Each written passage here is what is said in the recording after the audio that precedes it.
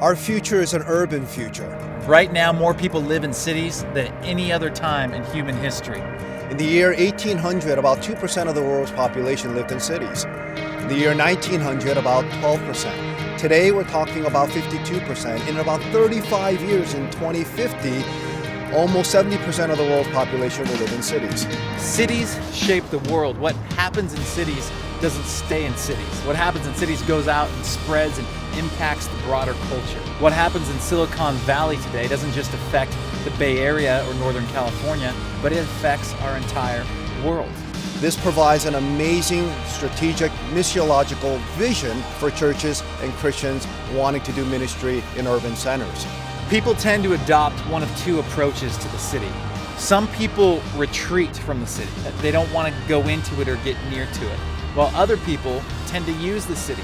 They come to the city just to try to make their name great, just to make use of the city's resources and then move on after a few years. The Bible calls Christians to relate to the city in an uncommon way, to engage the city, to love the city, to put deep roots down in the city.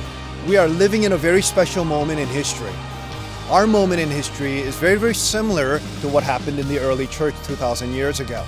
2,000 years ago, God built his church through cities where most of the people lived. God took the gospel through his apostles to cities, to Ephesus, to Rome, to Corinth, to Athens. And as the gospel was preached and disciples were made and churches were planted in these cities, as people did their ordinary Christian lives, these cities were changed and the surrounding regions were changed. Could there possibly be another opportunity for that sort of resurgence of the gospel influencing our world and our cities? My prayer, my hope is that that moment will come for us.